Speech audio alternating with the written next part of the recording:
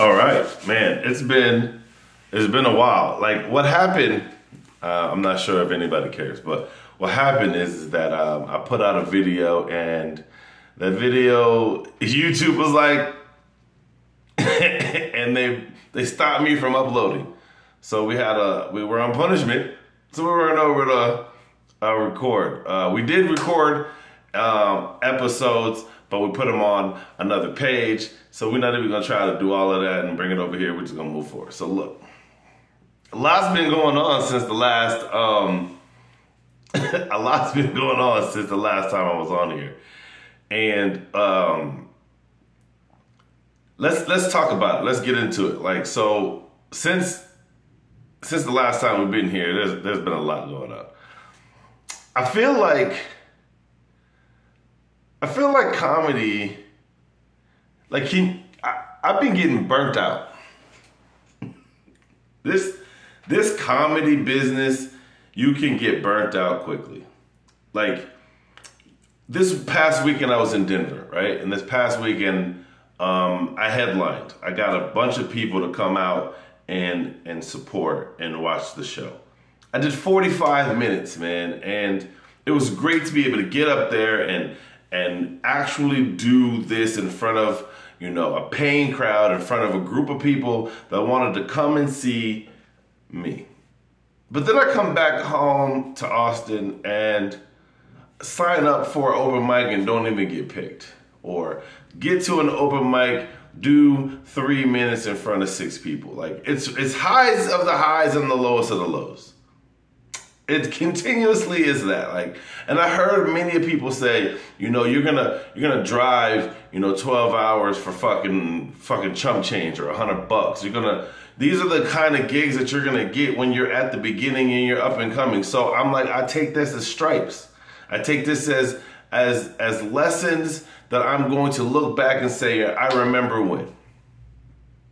I also enjoy like giving opportunities to other comedians, bringing out other comedians on the road with me so they can see what they're capable of obtaining, right? Like a lot of people won't, like and they're not even just my friends that I bring. I bring people that I just think that are gonna be dope or that are dope or that need an opportunity. It's just I find myself getting burnt out because I know how good I am. I know where I need to be. Like when I go out and I watch other comedians, I watch them, I'm like, you know what? I can do that. I know. And not only do I know I can do it, I've done it and it worked out. I've done it and it goes well. And I've done it and people are happy with what they saw. I've had people remind me, hey, yo, I see the progression. I see where you were 5 years ago, 3 years ago. I see what you're doing. But I could definitely get burnt out because I don't know what I'm doing. I know I get up there, I'm funny. I get up there, I'm personable. I get up there, I'm relatable. I get up there, I have people that buy tickets, like all the things that they say you need to do before you get to that next level, I do. Then they say, do it consistently. I'm like, okay, let's do it consistently. Like everything they say that needs to be done, I'm gonna do. And I'm gonna do it at a high level. I was in LA, I did the chocolate Sundays at the Laugh Factory, did an amazing job. Got my opportunity to come back for my veteran set, or I think it's called that, but it's more time. Come out and you get more time. Went to the Hollywood Improv. I had a great set. So for me, those are like the times where you're like, that's what you do this for. That's why you go to these mics. That's why you can consistently work on your craft and try to get better every single day for opportunities like that. And I want to continue to get better. And watching, you know, some of my peers or OGs, because they do way more than me. They've been places where I'm trying to get. But when I watch those individuals I'm like, they did it independently. So there is a path of not having to go the industry route. You could do it independent. It's going to take long, but you're going to find your core audience. And as long as your talent reaches a certain level, there's no stopping.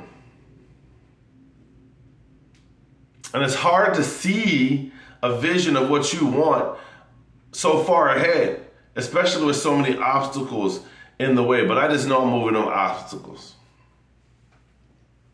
Up, over, or around. That's how we gonna make it.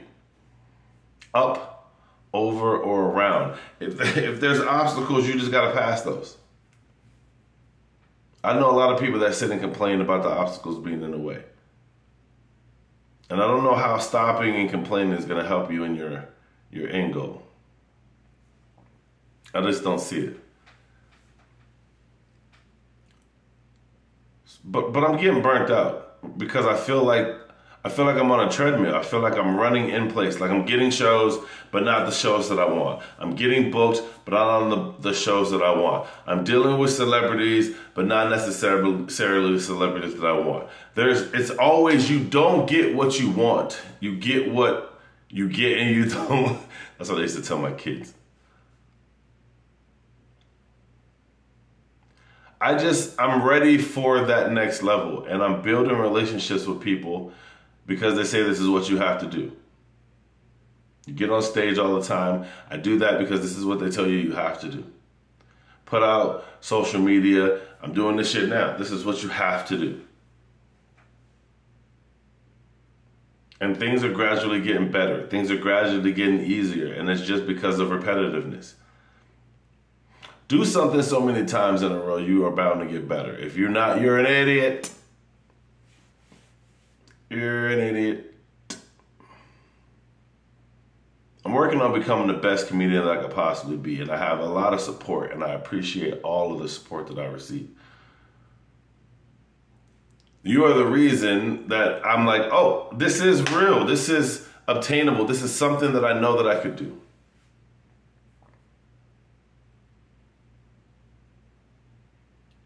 But I want to be clear, and the reason why I want to go the independent route. I'm not kissing any club's ass. Do I want to work at certain clubs? Absolutely. But am I going to kiss their ass? You got enough of those comedians that do that. I want my talent to speak for itself. I want people to be like, that kid, every time he goes up, he does well. He be killing it around town. That's what I want the clubs to hear about me. And I don't think that that's what they hear. And that's okay. Because I don't go to their rooms as often as I go other rooms. And it's because of the feeling that I get when I go into these places. I'm not into this buddy. I mean, don't get me wrong, I'm rooting for all of my fellow comedians, but I'm not here to buddy with everybody. I come, I do my job, I'm polite, and I leave and go home to be with my kids.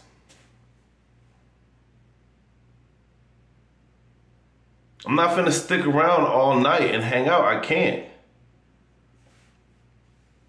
So working hard, if that gets me in these clubs, it does it. If it doesn't, then it doesn't. But I'm not gonna sit around and wait in line and hope and cross my fingers. That shit ain't happening.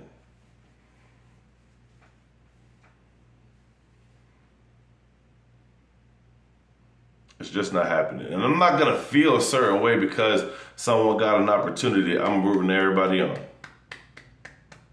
That's just not my path. That's not for me. I was talking the other day about cats that move out here, live in a car, or live under the bridge, or I can't do that. I won't do it. And people are like, well, you don't love comedy that much. Well, I guess I don't. I got 2 kids to worry about, so that's not something that I'm willing to do. And that's just being an adult. Just being an adult. I'm excited about the future of comedy and where I'm going. but my family comes first and then comedy comes second.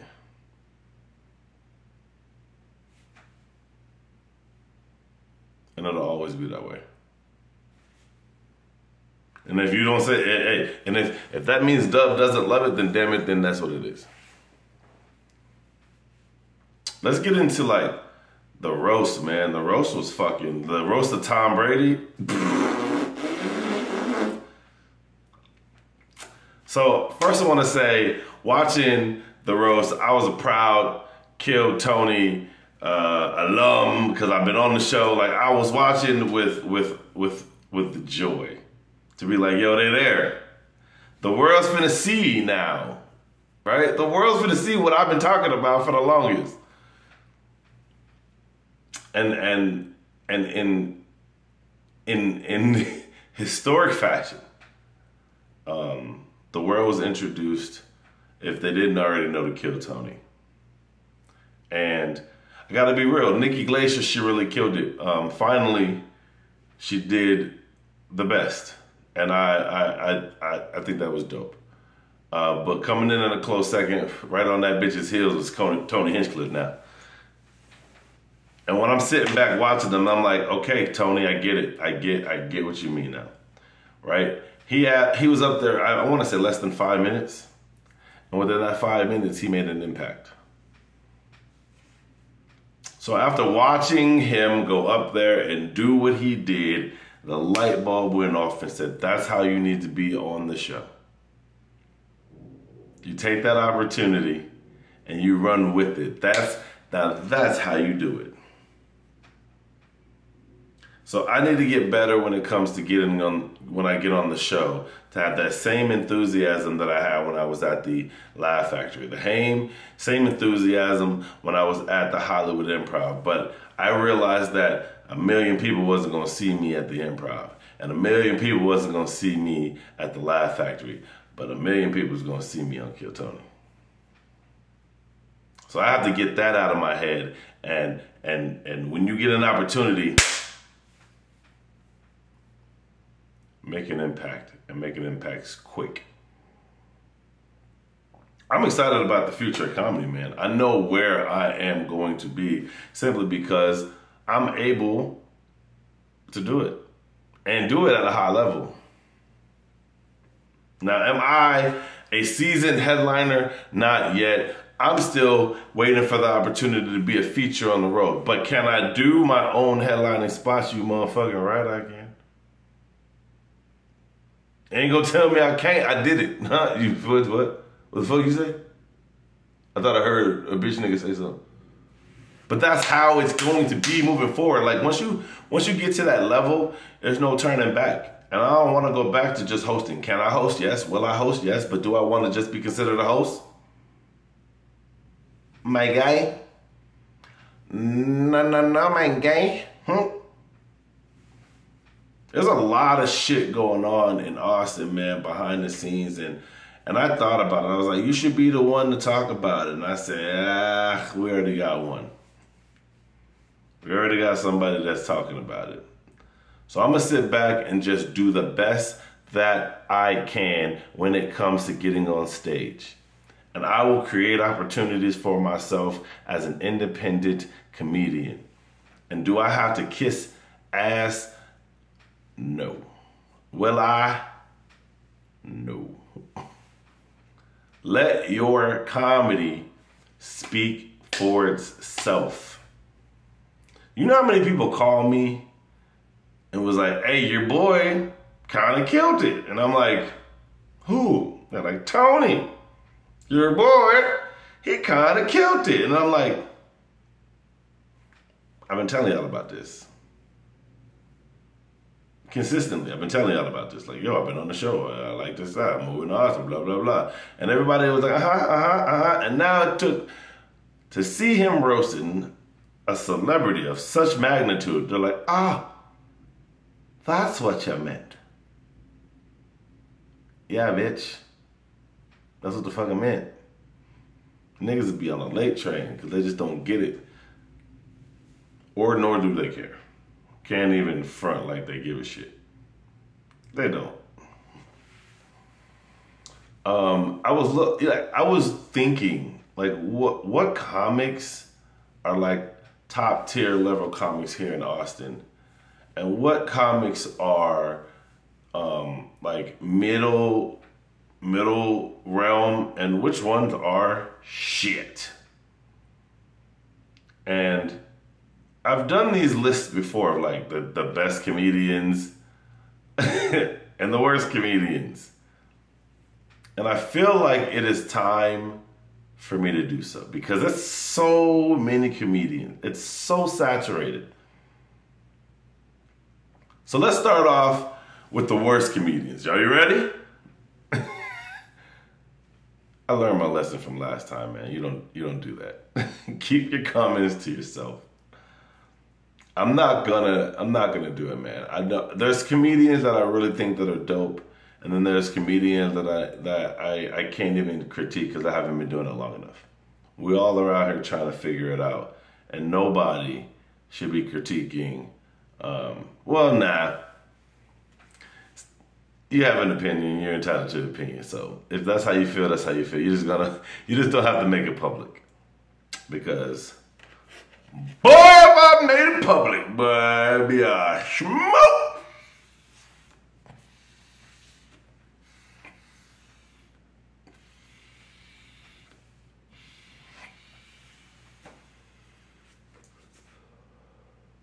It'd be some smoke in the city. Why? That should have been queued up. That was terrible. Anyway, we're out here working extremely hard, trying to be the best comedian that we can be.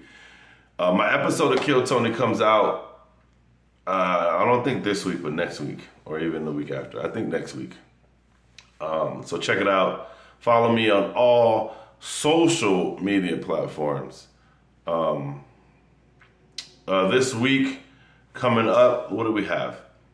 This week, May 16th, 17th, and 18th, we're in Tampa. May 23rd, I'm in Seattle. That's the 22nd and 23rd of May, I'm in Seattle. I'm up there in Tacoma, the whole area. We up there.